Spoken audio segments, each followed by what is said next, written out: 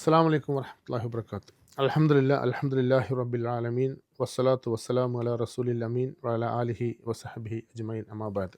മുബാഹലയുടെ ഇസ്ലാമികമായ ചരിത്ര പശ്ചാത്തലവും മിർസാ ഗുലാം അഹമ്മദ് ഖാദിയാനിയുടെ ജനന പശ്ചാത്തലവുമാണ് കഴിഞ്ഞ എപ്പിസോഡിൽ നമ്മൾ ചർച്ച ചെയ്തത്. ഇൻഷാ അല്ലാഹ് പ്രവാചകന് അനുയോജ്യമായ വ്യക്തിപരമായ ഗുണവിശേഷണങ്ങളും അതുപോലെ ആദർശത്തിലുള്ള കൃത്യനിഷ്ഠയും മിർസാ ഗുലാം അഹമ്മദ് ഖാദിയാനിൽ ഉണ്ടായിരുന്നോ എന്ന പ്രസക്തമായ വിഷയത്തിലേക്കാണ് കടക്കാൻ പോകുന്നത്. هنا مروا وكانوا قدوة للناس هنا مروا وكانوا قادة أطهار هنا مروا وكانوا قدوة للناس. ആ ഒരു 57 സ്വാതന്ത്ര്യ സമരം നടന്നപ്പോൾ ഈ പിതാവ് ഗുലാം മുർത്തസയാണ് അന്നത്തെ ഇവരുടെ നാട്ടുരാജാവ്. അദ്ദേഹം 50 അശ്വഭടന്മാരെ അയച്ചു കൊടുത്തുകൊണ്ട് ബ്രിട്ടീഷുകാർക്ക് സഹായമായിട്ട് അയച്ചു കൊടുത്തു. നമുക്കറിയാവുന്ന പോലെ ബ്രിട്ടീഷുകാർക്ക് അനുകൂലമായിട്ട് എന്നുവെച്ചാൽ അവരെ സഹായിക്കാൻ വേണ്ടി അയച്ചു കൊടുത്തു. അതിന് അദ്ദേഹത്തിന് കുറേ സർട്ടിഫിക്കറ്റുകൾ കൊടുത്തു, 200 രൂപ അയാൾക്ക് റിവാർഡ് കൊടുത്തു. അതോടൊപ്പം തന്നെ അയാൾക്ക് അവരുടെ ദർബാറിൽ കസേര അനുവദിച്ചു കൊടുത്തു. ഇങ്ങനെയൊക്കെയുള്ള ഒരു ചരിത്ര സംഭവം അഭിമാനത്തോടു കൂടി തന്നെയാണ് മിർസാ ഗുലാം അഹമ്മദ് ഖാദിയാനി അദ്ദേഹത്തിൻ്റെ പുസ്തകങ്ങൾ രേഖപ്പെടുത്തിയിട്ടുള്ളത്. ഒരുപാട് സ്ഥലങ്ങളിൽ ഈ സർട്ടിഫിക്കറ്റുകൾ എടുത്തു കൊടുത്തിട്ടുണ്ട്. നമുക്ക് അത് വിശദീകരിച്ച് പോകേണ്ട കാര്യമല്ല, ഇത് നമുക്ക് കാണാൻ കഴിയും. മിർസാ ഗുലാം അഹമ്മദ് ഖാദിയാനി അന്ന് വളരെ ചെറിയ പയ്യനാണ്. 1835 അദ്ദേഹം ജനിക്കുന്നത്. അദ്ദേഹം പിന്നീട് എഴുതിയിട്ടുള്ള കിതാബുൽ ബരിയയിൽ അദ്ദേഹം പറയുന്നുണ്ട് 1857 എനിക്ക് 16-17 വയസ്സാണ്. അപ്പോൾ അദ്ദേഹം ജനിച്ചത് 39-ലോ 40-ലോ ആണ് എന്നാണ് പറയുന്നത്. അതെന്തോ ആട്ടെ, അത് ജന്മവർഷത്തിൽ അങ്ങനെ ചെറിയ വ്യത്യാസങ്ങളൊക്കെ ഉണ്ട്. പക്ഷേ ഒരു കാര്യം നമ്മൾ ശ്രദ്ധിക്കേണ്ടത്, അദ്ദേഹം പറഞ്ഞത് എനിക്ക് 40-ാം വയസ്സിൽ നുബുവത്ത് കിട്ടിയിട്ടുണ്ടെന്നാണ്. അങ്ങനെ വരുമ്പോൾ എന്താണ്, ഇതിന് കൃത്യത വേണ്ടിയുണ്ട്. പക്ഷേ ആ കൃത്യത നമുക്ക് അവിടെ എവിടെയും കാണുകയില്ല. ഒരു 10 വർഷത്തെ വ്യത്യാസം നമുക്ക് അദ്ദേഹത്തിൻ്റെ ജന്മവർഷത്തിൽ കാണാൻ കഴിയും. അങ്ങനെ ഇദ്ദേഹം ഈ 857 ഈ സഹായം ഇവരെ സംബന്ധിച്ചിടത്തോളം ഈ കുടുംബത്തോടുള്ള നല്ലൊരു മതിപ്പുണ്ടാക്കി. അങ്ങനെ ഇരിക്കുമ്പോഴാണ് ഈ 857 സ്വാതന്ത്ര്യത്തിൽ പറഞ്ഞല്ലോ, അതിനു മുമ്പുള്ള ചരിത്രവും അതിന് ശേഷമുള്ള ചരിത്രവും പരിശോധിക്കുകയാണെങ്കിൽ മുസ്ലിങ്ങളുടെ ഭാഗത്തു നിന്നാണ് ചെറുത്തുനിൽപ്പുണ്ടായത്. നമുക്ക് 1921 വന്നാൽ മലബാറിൽ പോലും ഉള്ള ആയുധം വെച്ചുകൊണ്ട് ബ്രിട്ടീഷുകാർക്ക് എതിരിലുണ്ടായിരുന്നത് മലബാറിലെ മാപ്പിളമാർ തന്നെയായിരുന്നു. ഈ മൊത്തത്തിൽ മുസ്ലിങ്ങൾക്കുണ്ടാകുന്ന ഇതും, അതേസമയം ഇവിടുത്തെ ഹിന്ദു സിഖ് ഭരണാധികാരികൾ നാട്ടുരാജാക്കന്മാർ വളരെ പെട്ടെന്ന് അവർക്ക് അടിയറവ് പറയുകയും ഒക്കെ ചെയ്തതെന്ന് നമുക്ക് ചരിത്രത്തിൽ കാണാൻ കഴിയും. ഈ ഒരു ചരിത്ര പാഠത്തിൽ നിന്നാണ് ഒരു പുതിയ അപ്പോസ്റ്റൽ പ്രൊഫറ്റിനെ നമുക്ക് കണ്ടെത്തണമെന്ന് ഇവർ തീരുമാനിക്കുന്നത്. അങ്ങനെ ബട്ട്ലറുമായിട്ട് ഇദ്ദേഹം ഇങ്ങനെ ചർച്ചകൾ നടത്താറുണ്ടായിരുന്നു, മതപരമായ ചർച്ചകൾ. ഇയാൾ സിയാൽക്കോട്ടിൽ എത്തിയത് എങ്ങനെയാണെന്ന് ചോദിച്ചാൽ 864 അദ്ദേഹം ഈ പ്രിവി പേഴ്സ് വാങ്ങാൻ വേണ്ടിയിട്ട് 700 രൂപയുടെ വാങ്ങാൻ വേണ്ടിയിട്ട് ഒരു ഓതറൈസേഷൻ ലെറ്ററുമായിട്ട് ഇവരുടെ ഓഫീസിൽ ചെന്നു. അത് വാങ്ങി അദ്ദേഹം വീട്ടിലേക്ക് പോകാതെ അതങ്ങ് കളിച്ച് നടന്നു. അത് ദൂർത്തടിച്ചു, അത് നഷ്ടപ്പെട്ടു. 700 രൂപ വലിയ സംഭവമാണ്, വലിയ സംഖ്യയാണ്. ആ സംഖ്യ മുഴുവൻ അങ്ങ് ഇല്ലാതായപ്പോൾ അദ്ദേഹത്തിന് വീട്ടിലേക്ക് പോകാൻ പറ്റാതെ വന്നു.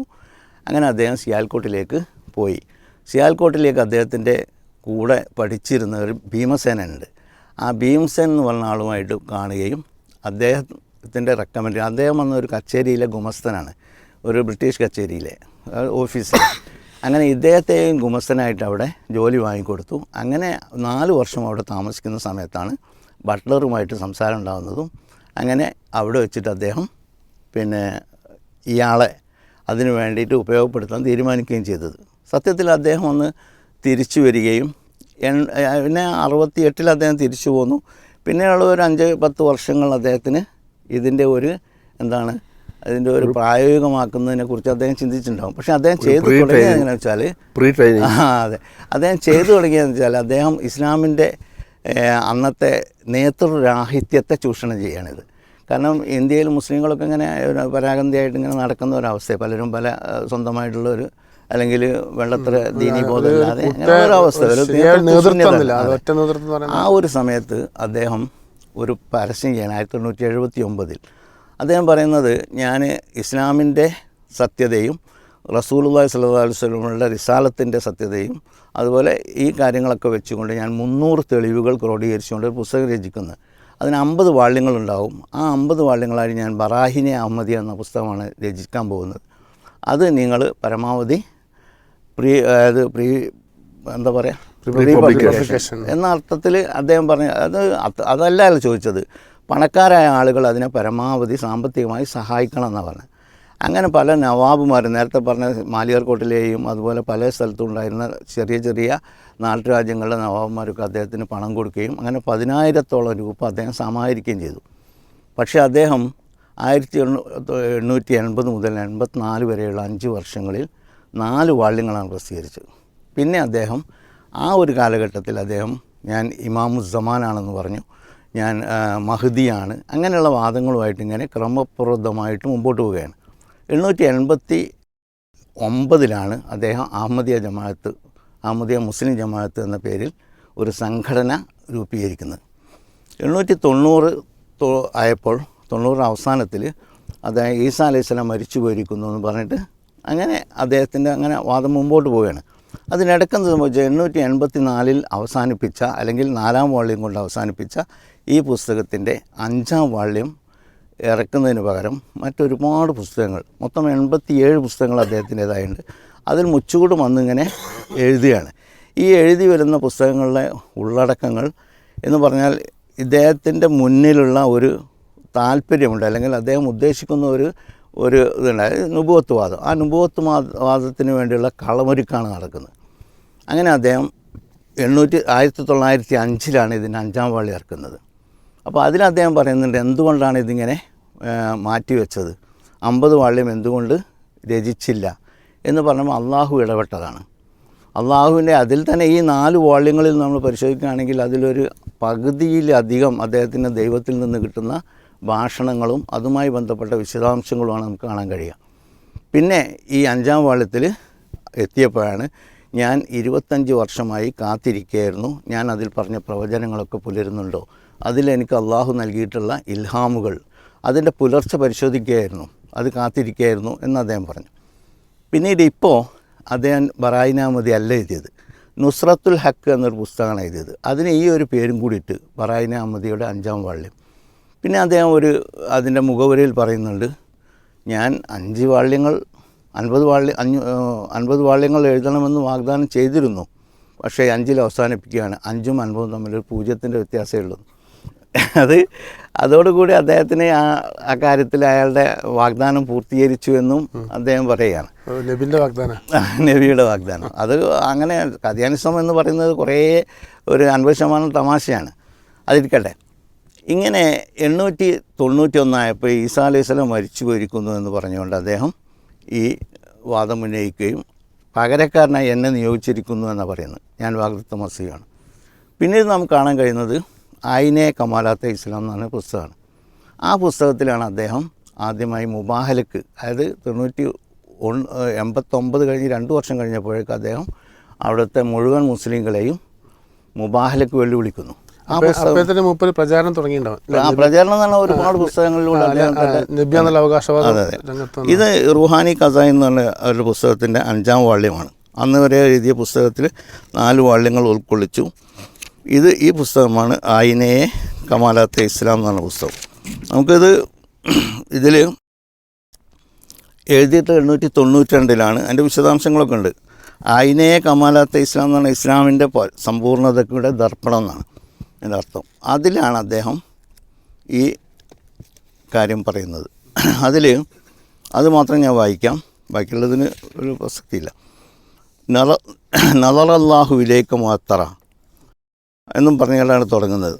അതിൽ കാല ഇന്നി ആലോ മാലാ താലമൂൻ കാലു കിതാബു മുംതലി മിനൽ കുഫ്രി വൽ കദിബ് കാലു ഖുൽ തആലു നദു അബ്നാഅനാ വ അബ്നാഅക്കും വ നിസാഅനാ വ നിസാഅക്കും വ അൻഫുസനാ വ അൻഫുസക്കും സുമ്മ നബ്തഹിൽ ഫനജഅൽ ലഅനത്തുല്ലാഹി അലൽ കാദിബീൻ.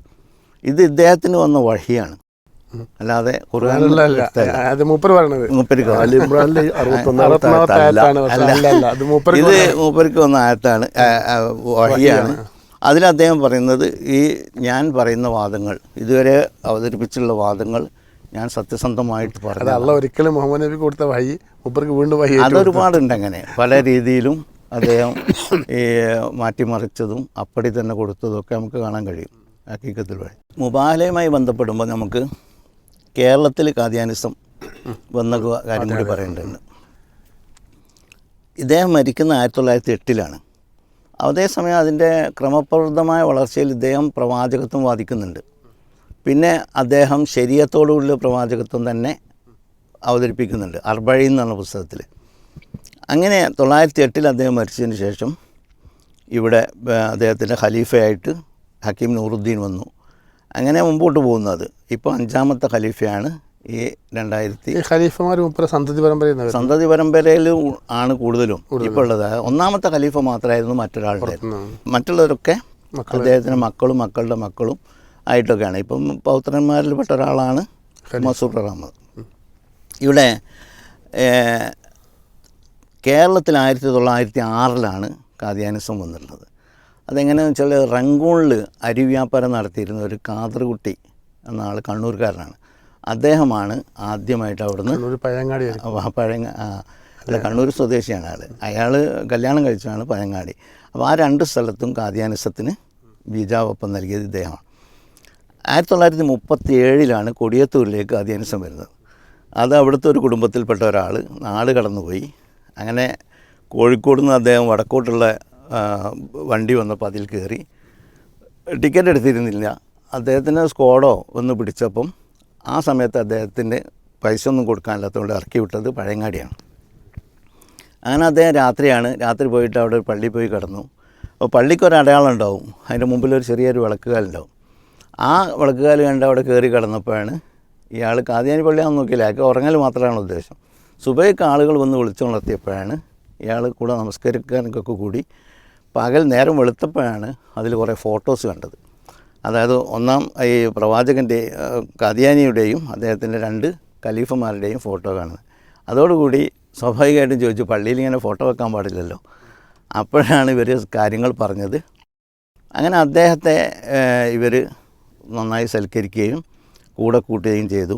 അങ്ങനെ തൊട്ട് ഉടനെ വന്ന ഒരു അഖിലേന്ത്യാ സമ്മേളനത്തിൽ ഖാദിയാനിലേക്ക് കൊണ്ടുപോവുകയും ചെയ്തു. അതായത് അവരുടെ വേൾഡ് സമ്മേളനമാണുണ്ടാവുക.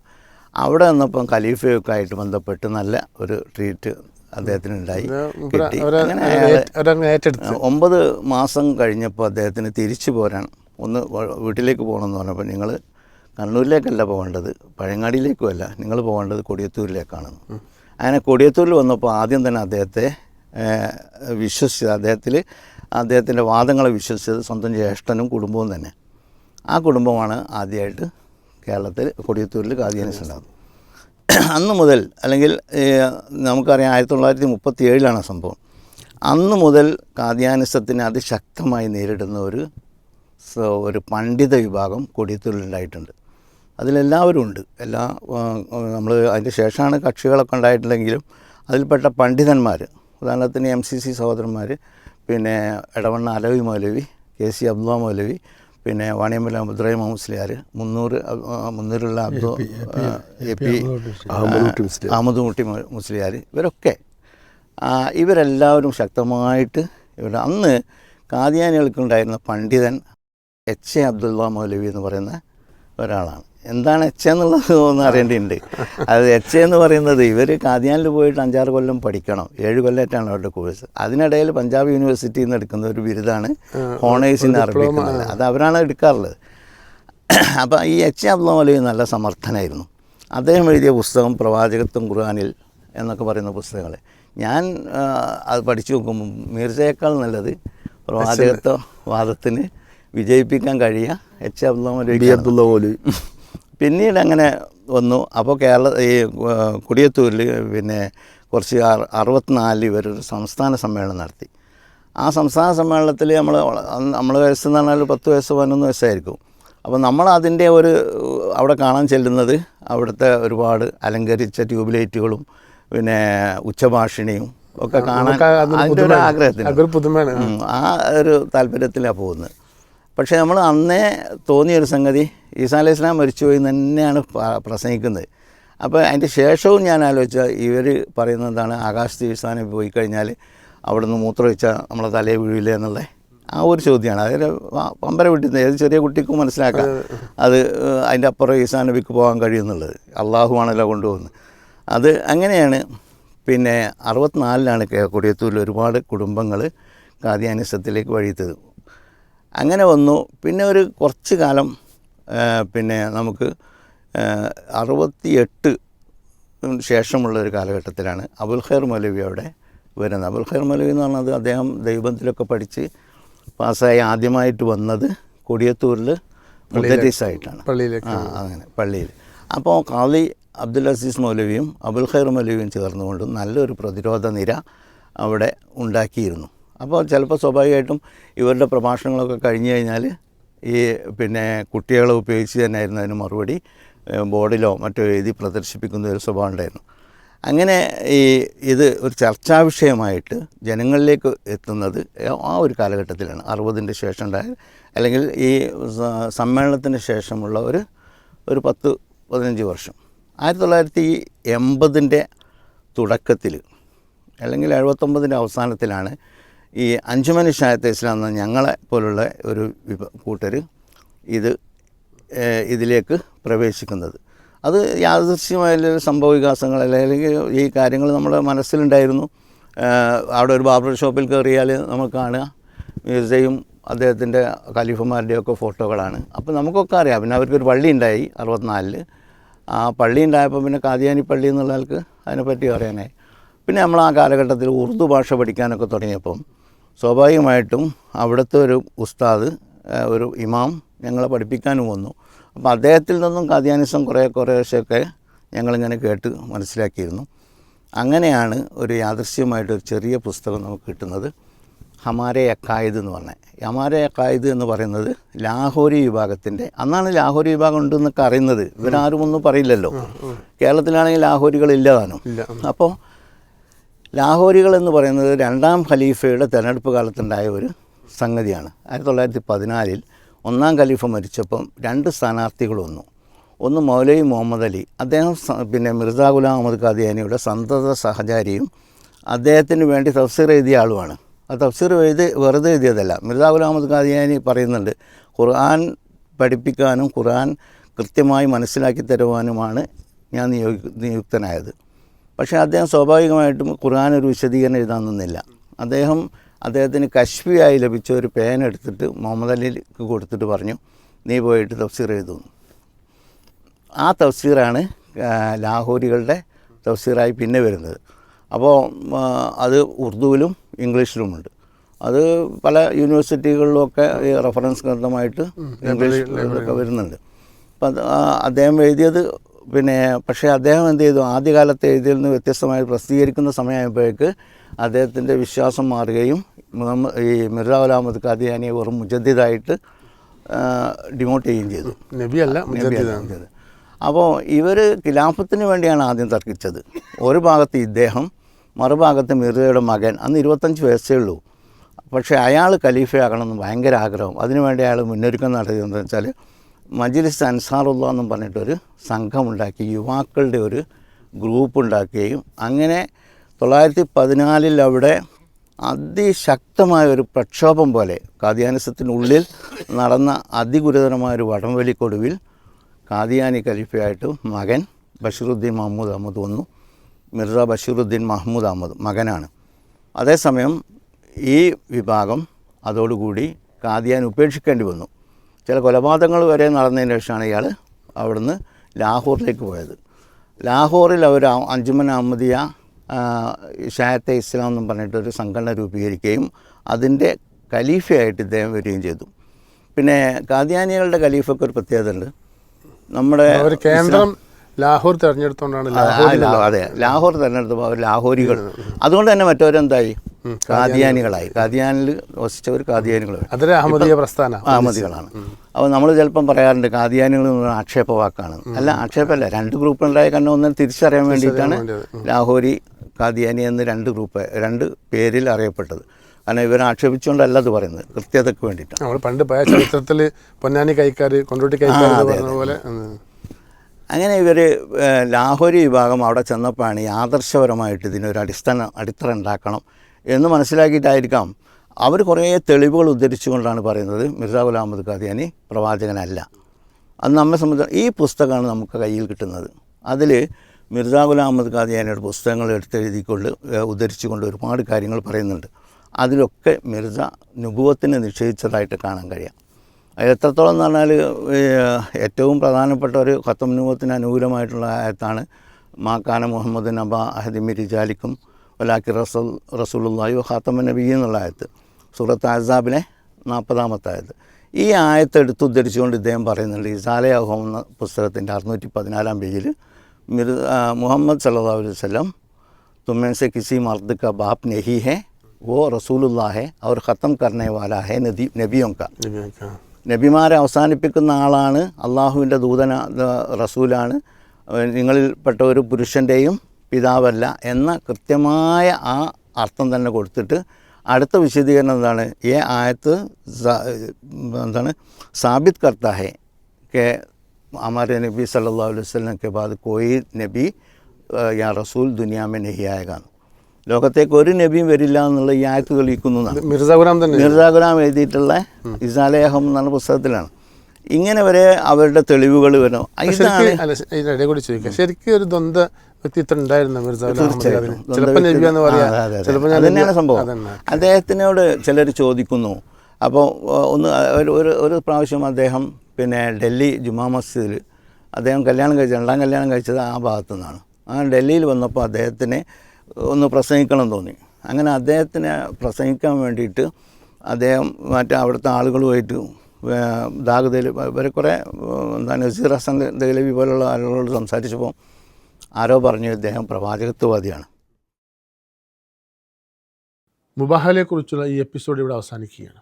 ഈ എപ്പിസോഡ് വീണ്ടും കാണണമെന്ന് ആഗ്രഹിക്കുന്നവർക്ക്, അതുപോലെ തന്നെ തുടർന്നുള്ള എപ്പിസോഡുകൾ കാണണമെന്ന് ഉദ്ദേശിക്കുന്നവർക്കും പീസ് റേഡിയോ യൂട്യൂബ് ചാനലിലും പീസ് റേഡിയോ ഫേസ്ബുക്ക് പേജിലും ജമീൽ ആപ്പിലും അവ ലഭ്യമാണ് എന്നറിയിക്കുന്നു. നിങ്ങളുടെ ശ്രദ്ധ ഉണ്ടാവട്ടെ. അസ്സലാമു അലൈക്കും.